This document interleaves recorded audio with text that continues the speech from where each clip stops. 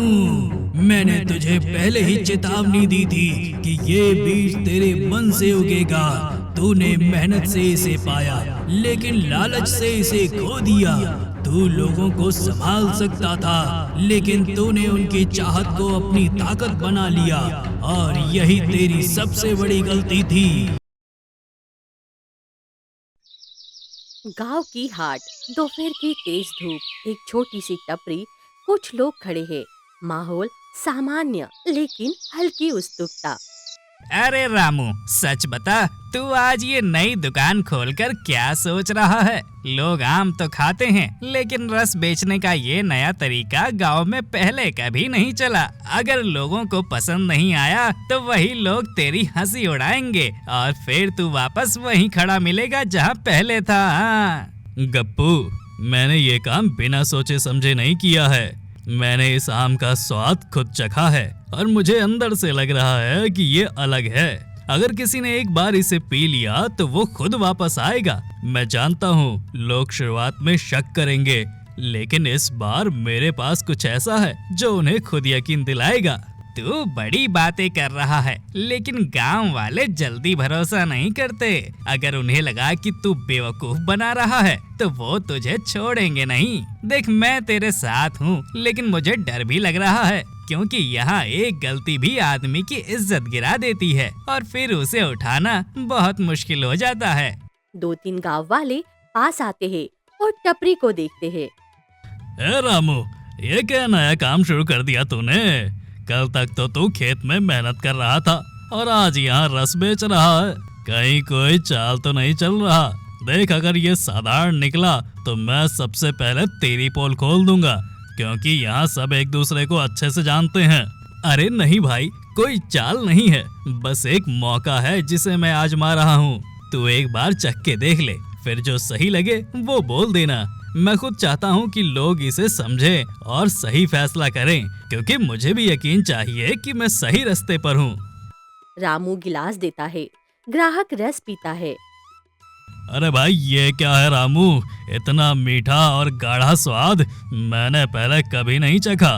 ये सिर्फ जीभ पर नहीं रुक रहा, बल्कि अंदर तक उतर रहा है। सच कहूँ तो ऐसा लग रहा है जैसे कुछ अलग ही चीज पी ली हो, और इसे पीकर मन और ज्यादा मांग रहा है। अरे इतना क्या खास है इसमें?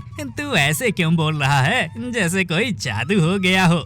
मैं भी देखता हूँ क्या है इसमें जो तू इतना बदल गया है, क्योंकि मैं भी जानना चाहता हूँ इसमें ऐसा क्या है।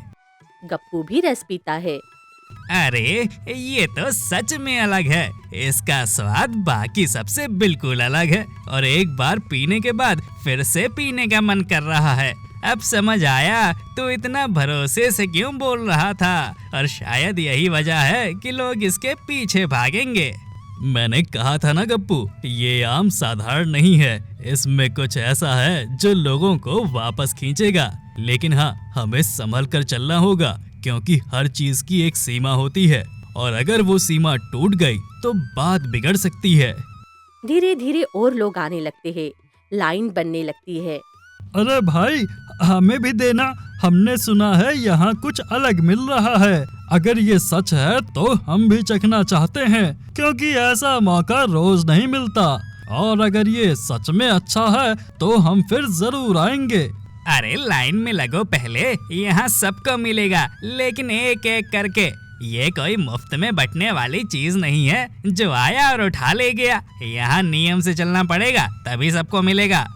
अरे सबको मिलेगा, लेकिन उतना नहीं जितना तुम सोच रहे हो, क्योंकि ये चीज जितनी ज्यादा होती है उतनी ही जल्दी आदमी को अपने बस में कर लेती है। इसलिए संभल कर लेना जरूरी है, वरना बाद में खुद को रोकना मुश्किल हो जाएगा। तू ये क्या बोल रहा है? लोग ज्यादा मांगेंगे तो बेचेंगे ना। अरे यही तो मौका है पैसा कमाने का। अगर अभी नहीं कमाया तो फिर कब? और ऐसा मौका बार बार नहीं मिलता। कमाई जरूरी है, लेकिन हर चीज की एक हद होती है गप्पू। अगर वो हद पार हो गई तो चीज फायदा नहीं नुकसान देने लगती है। इसलिए हमें समझदारी से चलना होगा, वरना जो आज अच्छा लग रहा है वही कल मुसीबत बन सकता है। भीड़ बढ़ती जाती है, लोगों के चेहरे पर उत्सुकता के साथ हल्की बेचैनी दिखती है। छोटी सी टपरी और इतनी भीड़, इसका मतलब साफ है कि इसमें कुछ खास है। अगर ये सच में लोगों को खींच रहा है तो इसमें बड़ा फायदा छुपा है और मैं ये मौका हाथ से नहीं जाने दूंगा, क्योंकि ऐसे मौके हर किसी को नहीं मिलते। ये बस शुरुआत है, अभी लोगों ने सिर्फ स्वाद चखा है। आगे क्या होगा ये मुझे भी पूरी तरह नहीं पता, लेकिन इतना जरूर है कि अब सब कुछ बदलने वाला है और ये बदलाव छोटा नहीं होगा। रात का समय, रामू की छोटी सी झोपड़ी। बाहर ठंडी हवा चल रही है, अंदर दीपक जल रहा है। रामू अकेला बैठा है, चेहरा थका हुआ लेकिन मन में हलचल। आसपास सन्नाटा ऐसा है जैसे पूरी दुनिया सो चुकी हो। दूर कहीं से रात के कीड़ों की हल्की आवाज सुनाई दे रही है। आज फिर पूरे दिन मेहनत करने के बाद खाली हाथ रह गए। मैं सुबह से शाम तक खेत में लगा रहा, लेकिन फसल ने इस बार भी साथ नहीं दिया। गांव वाले सामने हंसते हैं और पीछे कहते हैं कि रामू मेहनती है, लेकिन उसकी किस्मत कमजोर है। मुझे समझ में नहीं आता कि कमी मेरी मेहनत में है या मेरी किस्मत ही मुझसे रूठी हुई है। अचानक दरवाजे पर धीरे से दस्तक होती है। रामू उठकर दरवाजा खोलता है। बाहर अंधेरे में एक बूढ़ा साधु खड़ा है। उसकी आंखों में अजीब सी गहराई है। हवा उसके कपड़ों को हल्के हल्के हिला रही है। माहौल में अचानक एक अलग सी गंभीरता महसूस होने लगती है। बेटा, मैं रास्ता भटक गया हूँ और काफी दूर से चलकर आया हूँ, इसलिए थोड़ी देर के लिए आसरा चाहता हूँ। लेकिन तुझे देखकर लग रहा है कि तू सिर्फ शरीर से नहीं बल्कि मन से भी बहुत थका हुआ है। बता, अगर तुझे ऐसा मौका मिले जिससे तेरी किस्मत बदल सकती है तो क्या तू उसे संभाल पाएगा? क्योंकि असली मुश्किल उसे संभालने में ही होती है। बाबा, मैंने जिंदगी में बहुत कुछ सहा है, भूख भी देखी है और लोगों के ताने भी सुने हैं। अगर मुझे सच में ऐसा मौका मिले तो मैं उसे कभी नहीं छोड़ूंगा। मैं अपनी मेहनत और नीयत से उसे संभालने की पूरी कोशिश करूंगा। मैं बस इतना चाहता हूँ कि मेरे घर में खुशहाली आए और मुझे लोगों के सामने झुकना ना पड़े। साधु अपनी झोली से एक छोटा बीज निकालता है। रामू की नजरें उसी पर टिक जाती है, जैसे वो पहली बार किसी ऐसी चीज को देख रहा हो जिसमें कोई रहस्य छुपा हो। ये देख, ये साधारण बीज नहीं है, इसे अपने खेत में बो देना। लेकिन ध्यान रखना कि ये सिर्फ मिट्टी से नहीं बल्कि तेरे मन से उगेगा। अगर तेरे मन में सच्चाई और संतोष रहेगा तो ये तेरे लिए वरदान बनेगा और तुझे वो सब देगा जिसकी तूने कभी उम्मीद की थी। लेकिन अगर तेरे मन में लालच आ गया और तू इस ताकत का गलत इस्तेमाल करने लगा तो यही बीज तेरे लिए अभिशाप बन जाएगा और तेरा सब कुछ छीन लेगा। इसलिए इसे बोने से पहले अपने मन को समझा लेना और खुद से सच बोलना। बाबा, मैं वादा करता हूँ कि मैं इस बीज का गलत इस्तेमाल नहीं करूँगा। मैं इसे सिर्फ अपने परिवार और अपनी मेहनत के लिए इस्तेमाल करूँगा। मैं किसी का नुकसान नहीं करूँगा और ना ही किसी को धोखा दूंगा। मैं बस इतना चाहता हूँ कि मेरी जिंदगी सुधर जाए और मेरे घर में खुशहाली आए। दोस्तों, आप किस गांव या शहर से देख रहे हो कमेंट में जरूर बताना। और हाँ भाई लोग, चैनल को सब्सक्राइब करना मत भूलना। अचानक हवा तेज हो जाती है और कुछ पल के लिए झोपड़ी में अंधेरा सा छा जाता है। जब रोशनी वापस आती है तो साधु वहाँ नहीं होता। रामू हैरान खड़ा रह जाता है और उसके हाथ में वही बीज अब भी मजबूती से पकड़े हुए होते हैं। अगली सुबह खेत में हल्की धूप फैल रही है, मिट्टी नम है और हवा में ताजगी है। रामू बीज को जमीन में बोता है। उसके चेहरे पर डर और उम्मीद दोनों एक साथ दिखाई देते हैं। आज से सब बदल जाएगा। मैं इस बीज को ऐसे सींचूंगा जैसे अपनी उम्मीदों को सींचता हूँ। मैं अपनी पूरी मेहनत और विश्वास इसमें लगा दूंगा और देखना, एक दिन यही खेत मेरी पहचान बनेगा। मैं अब हार मानने वाला नहीं हूँ और इस बार मैं अपनी किस्मत को खुद बदल कर दिखाऊंगा, क्योंकि अब मेरे पास सिर्फ मेहनत ही नहीं बल्कि एक मौका भी है। कुछ दिन बाद खेत में एक बड़ा आम का पेड़ उग जाता है। और उसके फलों से एक मीठी खुशबू फैल रही है। पूरा माहौल जैसे अचानक बदल गया हो और खेत में एक अलग ही जीवितता आ गई हो। अरे रामू, ये क्या हो गया? इतने कम समय में इतना बड़ा पेड़ पहले मैंने कभी नहीं देखा। ये कोई साधारण बात नहीं है और इसके आम भी कुछ अलग लग रहे हैं। इनकी खुशबू दूर से ही दिमाग पर असर कर रही है, लेकिन मुझे समझ में नहीं आ रहा ये संभव कैसे है। सच बता, तूने यहाँ क्या किया है? क्योंकि ये सब कुछ सामान्य नहीं लग रहा। गप्पू, मैं भी इसे देखकर हैरान हूँ, लेकिन अब मुझे समझ में आ रहा है कि बाबा ने जो कहा था वो सच था। ये बीज साधारण नहीं था और ये पेड़ भी साधारण नहीं है। अगर ये सच में वही वरदान है तो इसका मतलब कि मेरी जिंदगी बदल सकती है और अब हमें इसे समझदारी से इस्तेमाल करना होगा ताकि हम इस मौके को खो ना दें। रामू पेड़ से एक पका हुआ आम तोड़ता है और ध्यान से उसे देखता है। फिर धीरे से एक टुकड़ा खाता है।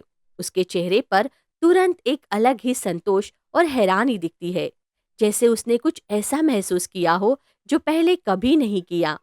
ये आम तो बिल्कुल अलग है। इसका स्वाद इतना गहरा और मीठा है कि जैसे ये सिर्फ जीभ पर नहीं बल्कि दिल तक पहुंच रहा हो। ऐसा लग रहा है जैसे इस एक आम में पूरी खुशी समा गई हो। अगर हम इसे बाजार में बेचें तो लोग जरूर पसंद करेंगे और शायद यही हमारा असली मौका है जिससे हम अपनी जिंदगी बदल सकते हैं।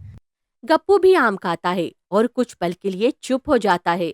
उसके चेहरे पर खुशी के साथ हल्की उलझन भी दिखाई देने लगती है, जैसे वो समझ ही नहीं पा रहा हो कि उसे जो महसूस हो रहा है वो सही है या कुछ अलग।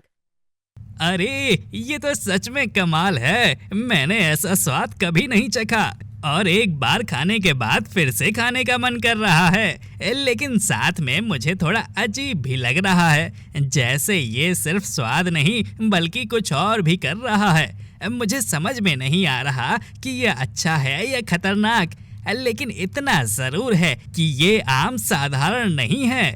अरे हाँ गप्पू, ये साधारण नहीं है और यही हमारी ताकत बन सकता है। अगर हम इसे सही तरीके से इस्तेमाल करें तो हम अपनी जिंदगी बदल सकते हैं और इस गांव में अपनी पहचान बना सकते हैं। लेकिन हमें ध्यान रखना होगा कि हम इसका गलत इस्तेमाल ना करें, क्योंकि अगर ये हमारे हाथ से निकल गया तो फिर संभालना मुश्किल हो जाएगा। गांव का हाट अब पहले से कहीं ज्यादा भीड़, लोग धक्का मुक्की कर रहे हैं। कुछ के चेहरे थके हुए हैं, लेकिन आंखों में अजीब सी बेचैनी और खिंचाव साफ दिख रहा है। माहौल अब साधारण नहीं बल्कि थोड़ा असंतुलित और भारी लग रहा है। रामू, अब ये बात साफ दिख रही है कि ये रस सिर्फ स्वाद नहीं रहा, लोग इसके पीछे पागल होते जा रहे हैं और उनकी हालत देखकर डर लग रहा है। पहले वो खुशी से आते थे लेकिन अब बेचैनी में आ रहे हैं। मुझे लग रहा है हम कुछ गलत कर रहे हैं और अगर हमने अभी नहीं रोका तो ये बात हमारे हाथ से निकल जाएगी। गप्पू, मैं जानता हूँ ये आम साधारण नहीं है, लेकिन ये मौका भी साधारण नहीं है। मैंने पूरी जिंदगी गरीबी में बिताई है और अब जब ये मौका मिला है तो मैं इसे खोना नहीं चाहता। लोग खुद आ रहे हैं और खुद मांग रहे हैं। भीड़ और तेज हो जाती है। लोग आगे बढ़ने के लिए एक दूसरे को धक्का दे रहे हैं। कुछ लोग चिल्ला रहे हैं और कुछ के चेहरे पर अजीब सा लालच और जल्दबाजी दिखाई दे रही है। अरे हमें जल्दी दो, हम और इंतजार नहीं कर सकते। जब तक ये रस नहीं मिलता तब तक मन कहीं नहीं लगता। ऐसा लगता है जैसे कुछ अधूरा रह गया हो।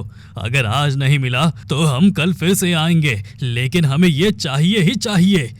देख रामू, ये वही लोग हैं जो पहले तेरे पर हंसते थे और आज तेरे रस के बिना रह नहीं पा रहे। लेकिन ये खुशी नहीं है, ये आदत बनती जा रही है और आदत जब बढ़ जाती है तो इंसान खुद पर काबू खो देता है। मैं तुझसे कह रहा हूँ, अभी भी वक्त है रामू, इसे रोक ले वरना बाद में पछताना पड़ेगा।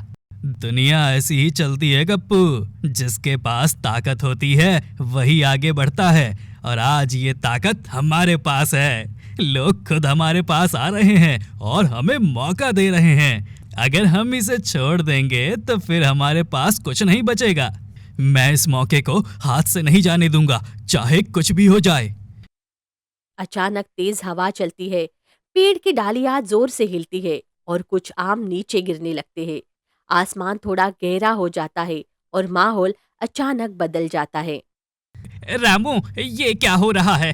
पेड़ ऐसे क्यों हिल रहा है और ये आम अचानक क्यों गिर रहे हैं? मुझे कुछ अच्छा नहीं लग रहा। लगता है कुछ गलत होने वाला है और ये सब उसी का इशारा है। नहीं, ये कैसे हो सकता है? अभी तो सब ठीक था और अचानक से ये सब क्या हो रहा है? क्या मैंने कुछ गलत कर दिया? क्या ये उसी का नतीजा है जो मैं समझ नहीं पाया? साधु की आवाज गूंजती है, लेकिन वो दिखाई नहीं देता। रामू, मैंने तुझे पहले ही चेतावनी दी थी कि ये बीज तेरे मन से उगेगा। तूने मेहनत से इसे पाया, लेकिन लालच से इसे खो दिया। तू लोगों को संभाल सकता था, लेकिन तूने उनकी चाहत को अपनी ताकत बना लिया और यही तेरी सबसे बड़ी गलती थी। बाबा, बाबा, मुझसे गलती हो गई। मैंने इस ताकत को समझा नहीं और सिर्फ अपने फायदे के बारे में सोचता रहा। मैं लोगों को सही रास्ता दिखा सकता था, लेकिन मैंने उन्हें अपनी आदत बना दिया। अब मुझे समझ में आ गया कि मैंने क्या खो दिया। पेड़ पूरी तरह सूख जाता है, जमीन पर गिरे आम खराब हो जाते हैं। अरे, ये क्या हो गया? अभी तक तो सब ठीक था और अब अचानक सब खत्म हो गया। अब हमें क्या मिलेगा और हम क्या करेंगे? हमें तो इसकी आदत हो गई थी और अब कुछ समझ नहीं आ रहा। देख लिया रामू, हमने लोगों को सहारा नहीं दिया, बल्कि उन्हें सहारे का आदी बना दिया। जब तक वो था तब तक सब ठीक लगा, लेकिन जैसे ही वो गया सब खाली हो गया। यही फर्क होता है सही और गलत में। अब समझ में आया कि असली ताकत इस पेड़ में नहीं, बल्कि इंसान की सोच में थी। मैंने अपनी सोच को संभालने की जगह उसे लालच में बदल दिया और उसी ने सब कुछ खत्म कर दिया। अब मैं फिर से शुरुआत करूंगा, लेकिन इस बार सिर्फ मेहनत से और सही रास्ते पर चलकर। इस कहानी से हमें एक सीख जरूर मिलती है कि जब इंसान अपनी चाहत को काबू में नहीं रखता, तो वही चाहत उसकी कमजोरी बन जाती है और जो दूसरों की कमजोरी से फायदा उठाता है, उसका अंत भी उसी तरह होता है।